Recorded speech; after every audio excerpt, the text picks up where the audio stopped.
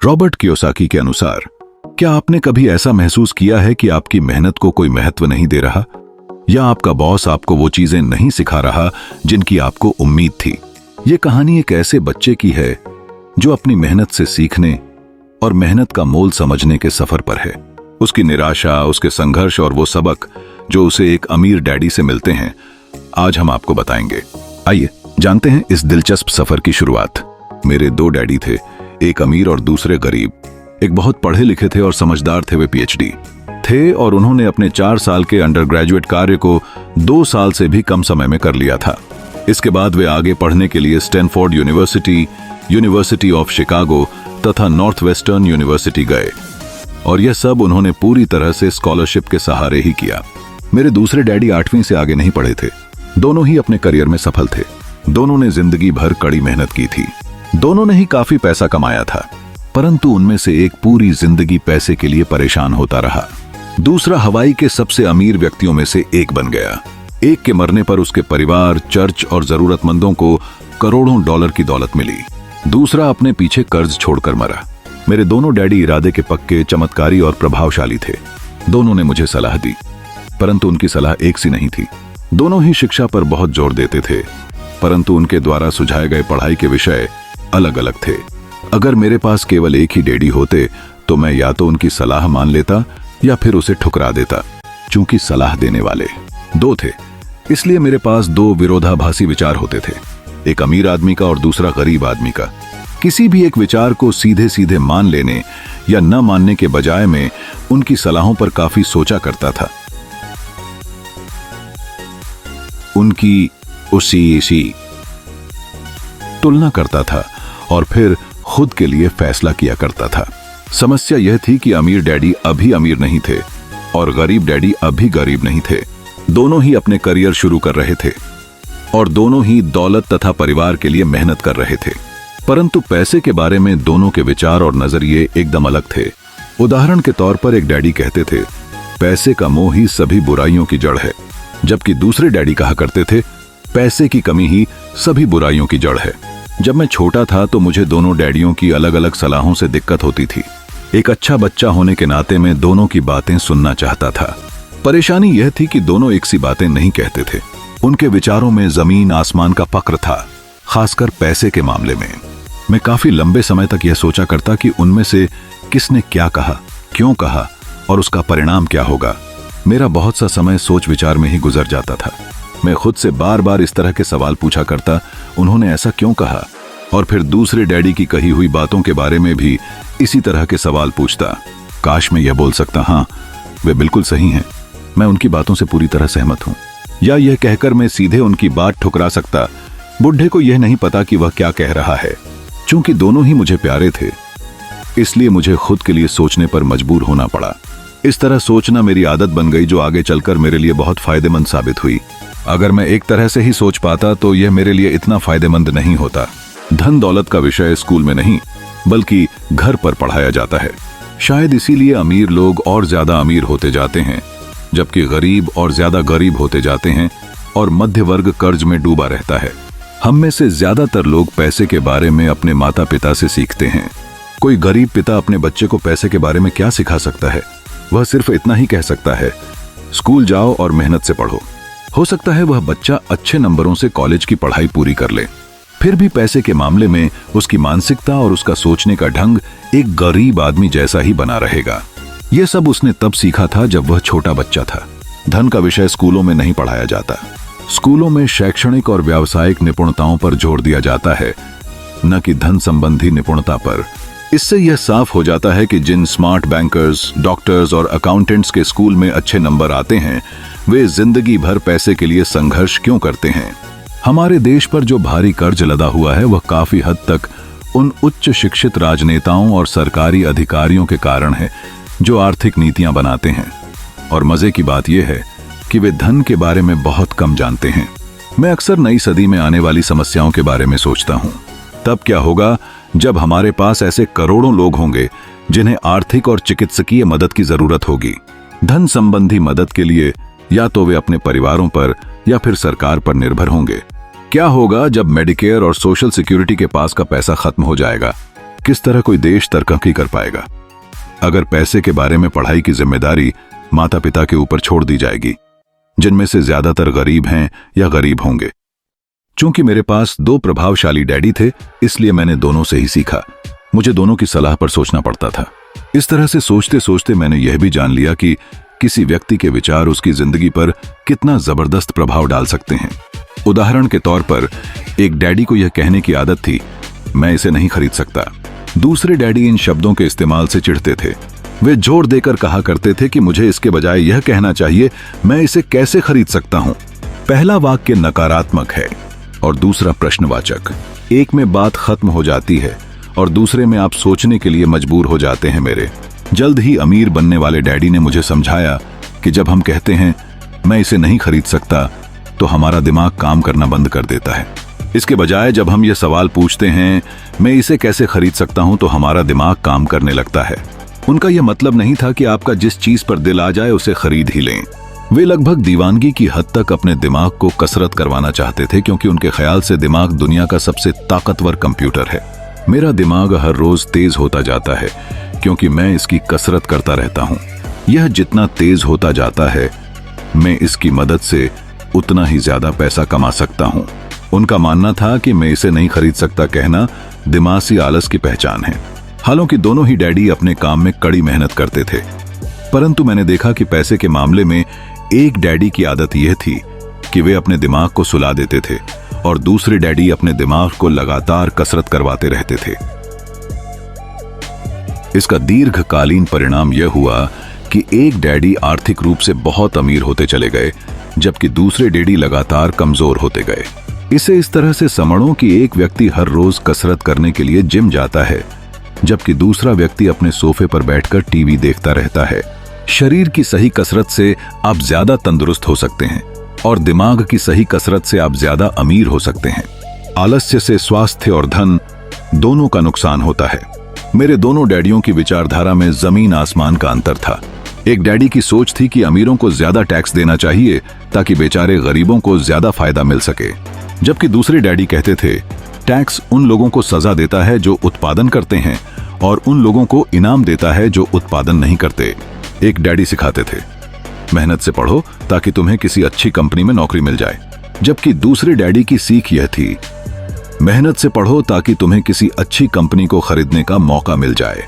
एक डैडी कहते थे मैं इसलिए अमीर नहीं हूं क्योंकि मुझे बाल बच्चों को पालना पड़ता है। दूसरे डैडी कहते थे मुझे इसलिए अमीर बनना है क्योंकि मुझे बाल बच्चों को पालना है। एक डैडी डिनर की टेबल पर पैसे और बिजनेस के बारे में बात करने के लिए हमेशा प्रोत्साहित करते थे। दूसरे डैडी भोजन करते समय पैसे की बातें करने के लिए मना करते थे।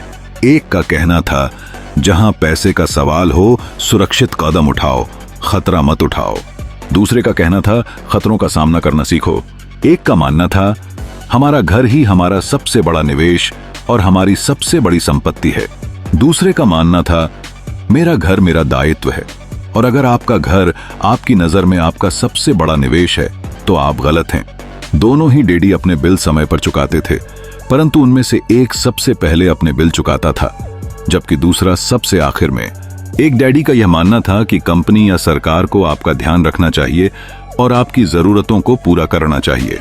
वे हमेशा तनख्वाह में बढ़ोतरी, रिटायरमेंट योजनाओं, मेडिकल लाभ, बीमारी की छुट्टी, छुट्टियों के दिन और बाकी सुविधाओं के बारे में चिंतित रहते थे। वे अपने 2 चाचाओं से बहुत प्रभावित थे जो सेना में चले गए थे, और 20 साल के सक्रिय जीवन के बाद उन्होंने अपने रिटायरमेंट और जीवन भर के आराम का इंतजाम कर लिया था। वे मेडिकल लाभ के विचार को पसंद करते थे और सेना द्वारा अपने रिटायर्ड कर्मचारियों को दी जा रही सुविधाओं की भी तारीफ करते थे। उन्हें विश्वविद्यालय का टेन्योर सिस्टम भी काफी पसंद था। कई बार नौकरी से आजीवन मिल रही सुरक्षा और नौकरी के लाभ नौकरी से ज्यादा महत्वपूर्ण हो जाते हैं। वे अक्सर यह कहते थे मैंने सरकार के लिए बहुत मेहनत से काम किया है और इसलिए बदले में मुझे ये लाभ मिलने चाहिए। दूसरे डैडी पूरी तरह से आर्थिक स्वावलंबन में विश्वास करते थे। वे सुविधा भोगी मानसिकता के विरोधी थे। वे यह मानते थे कि इस तरह की मानसिकता लोगों को कमजोर और आर्थिक रूप से जरूरतमंद बनाती है। उनका दृढ़ विश्वास था कि आदमी को आर्थिक रूप से सक्षम होना चाहिए। एक डैडी कुछ डॉलर बचाने के लिए परेशान रहे। दूसरे डैडी एक के बाद एक निवेश करते रहे। एक डैडी ने मुझे बताया कि अच्छी नौकरी तलाशने के लिए अच्छा सा बायोडाटा कैसे लिखा जाए। दूसरे ने मुझे यह सिखाया कि कैसे मजबूत व्यावसायिक और वित्तीय योजनाएं लिखी जाएं जिससे मैं नौकरियों दे सकूं। दो प्रभावशाली डैडियों के साथ रहने के कारण मुझे यह विश्लेषण करने का मौका मिला कि उनके विचारों का उनके जीवन बताओ नहीं पर कितना प्रभाव हो रहा है। मैंने पाया कि दरअसल लोग अपने विचारों से ही अपने जीवन को दिशा देते हैं। उदाहरण के तौर पर मेरे गरीब डैडी हमेशा कहा करते थे, मैं कभी अमीर नहीं बन पाऊंगा, और उनकी यह भविष्यवाणी सही साबित हुई। दूसरी तरफ मेरे अमीर डैडी हमेशा खुद को अमीर समझते थे। वे इस तरह की बातें करते थे, मैं अमीर हूं और अमीर लोग ऐसा नहीं करते। एक बड़े आर्थिक झटके के बाद जब वे दिवालियेपन की कगार पर थे, तब भी वे खुद को अमीर आदमी ही कहते रहे। वे अपने समर्थन में यह कहते थे, गरीब होने और पैसा न होने में फर्क होता है। पैसा पास में न होना अस्थायी होता है, जबकि गरीबी स्थायी है। मेरे गरीब डैडी यह भी कहते थे, मेरी पैसे में कोई रुचि नहीं है या पैसा महत्वपूर्ण नहीं है। मेरे अमीर डैडी हमेशा कहते थे, पैसे में बहुत ताकत है। हो सकता है हमारे विचारों की ताकत को कभी भी मापा न जा सके या फिर उन्हें पूरी तरह से समझा न जा सके। फिर भी बचपन में ही मैं यह समझ गया था कि हमें अपने विचारों पर ध्यान देना चाहिए और अपनी अभिव्यक्ति पर भी। मैंने देखा कि मेरे गरीब डैडी इसलिए गरीब नहीं थे क्योंकि वे कम कमाते थे, बल्कि इसलिए गरीब थे क्योंकि उनके विचार और काम गरीबों की तरह थे। दो डैडी होने के कारण बचपन से ही मैं इस बारे में बहुत सावधान हो चला था कि मैं किस तरह की विचारधारा अपनाऊं। मैं किसकी बात माने, अपने अमीर डैडी की या अपने गरीब डैडी की। हालांकि दोनों ही शिक्षा और ज्ञान को बहुत महत्वपूर्ण मानते थे, परंतु क्या सीखा जाए इस बारे में दोनों की राय अलग अलग थी। एक चाहते थे कि मैं पढ़ाई में कड़ी मेहनत करूं, डिग्री लूं और पैसे कमाने के लिए अच्छी सी नौकरी ढूंढ लें। ये चाहते थे कि मैं एक पेशेवर अधिकारी, वकील या अकाउंटेंट बन जाऊं या MBA कर लूं। दूसरे डैडी मुझे प्रोत्साहित करते थे कि मैं अमीर बनने का रहस्य सीख लूं, यह समझ लूं कि पैसा किस तरह काम करता है और यह जान लूं कि इससे अपने लिए कैसे काम लिया जाता है। मैं पैसे के लिए काम नहीं करता। इन शब्दों को वे बार बार दोहराया करते थे। पैसा मेरे लिए काम करता है। 9 वर्ष की उम्र में मैंने यह फैसला किया कि पैसे के बारे में मैं अपने अमीर डैडी की बात सुनूंगा और उनसे सीखूंगा। यह रॉबर्ट फ्रॉस्ट का सबक। रॉबर्ट फ्रॉस्ट मेरे पसंदीदा कवि हैं। हालांकि मुझे उनकी बहुत सी कविताएं पसंद हैं, परंतु हम कोबे के रोड नॉट टेकन मुझे सबसे ज्यादा पसंद है।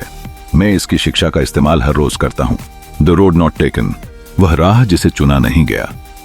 पीले जंगल में 2 राहें बांटती थीं और अफसोस कि मुझे एक को चुनना था, और मैं अकेला पथिक खड़ा रहा, देर तक यह देखते हुए कि यह राह कहां तक जाती है झुरमुटों में मुड़ने के पहले। फिर मैंने दूसरी राह चुनी, उतनी ही सुंदर और शायद बेहतर भी, क्योंकि यहां घास ज्यादा थी और कम लोग गुजरे थे। हालांकि लोगों के गुजरने से यहां भी उतना ही नुकसान हुआ था, और दोनों ही उस सुबह बराबर थीं। पत्तियों पर काले कदम नहीं थे, और मैंने पहली को अगले दिन के लिए रखा। पर यह जानते हुए कि किस तरह रास्ते निकलते हैं, मुझे शक था कि मैं कभी लौ दूंगा। मैं आह भरकर यह कहूंगा, आज से सदियों बाद शायद एक जंगल में 2 राहें बांटती थीं और मैंने कम चली हुई राह को चुना, और इसी बात से सारा फर्क पड़ा। रॉबर्ट फ्रॉस्ट 1916, और इसी बात से सारा फर्क पड़ा। बहुत समय गुजर चुका है, पर मैं अब भी अक्सर रॉबर्ट फ्रॉस्ट की कविता पर चिंतन करता रहता हूं। पैसे के बारे में अपने पढ़े लिखे डैडी की सलाह और नजरिए को न सुनने का मेरा फैसला दुखद था, परंतु यह एक ऐसा फैसला था जिसने मेरी जिंदगी की तय कर दी दिशा। एक बार मैंने यह फैसला कर लिया कि मुझे किसकी बात सुननी है, तो उसके बाद मेरी धन संबंधी शिक्षा शुरू हो गई। मेरे अमीर डैडी ने मुझे 30 साल से भी ज्यादा समय तक सिखाया, तब तक जब तक कि मेरी उम्र 29 साल नहीं हो गई, और इसके बाद उन्होंने सिखाना बंद कर दिया। उन्होंने यह देख लिया था कि मैं वह सब समझ चुका हूं जो वे मेरी मोटी बुद्धि में भरने की कोशिश कर रहे थे। पैसा एक तरह की ताकत है, परंतु इससे भी बड़ी ताकत है वित्तीय शिक्षा। पैसा तो आता और जाता रहता है, परंतु अगर आप यह जानते हैं कि पैसा किस तरह से काम करता है, तो आप ज्यादा ताकतवर हो जाते हैं और आप दौलत कमाना शुरू कर सकते हैं। केवल सकारात्मक चिंतन से ही समस्या हल नहीं हो सकती, क्योंकि ज्यादातर लोग स्कूल में पढ़ते हैं और वहां वे कभी यह नहीं सीख पाते कि पैसा किस तरह से काम करता है, इसलिए वे पैसे के लिए काम करने में अपनी सारी जिंदगी बर्बाद कर देते हैं। आप ऋषि साधे। मेरी शिक्षा जब शुरू हुई थी तब मैं केवल 9 साल का था और इसी कारण मेरे अमीर डैडी ने मुझे जो पाठ पढ़ाए थे वे बहुत आसान थे और सारी बातों को छोड़कर विचार किया जाए तो उन्होंने मुझे 30 सालों तक कुल 6 महत्वपूर्ण पाठ पढ़ाए। यह पुस्तक उन्हीं 6 पाठों के बारे में है और इसे भी उतना ही आसान बनाने की कोशिश की गई है जितना कि मेरे अमीर डैडी ने इन्हें मेरे लिए आसान बनाया था।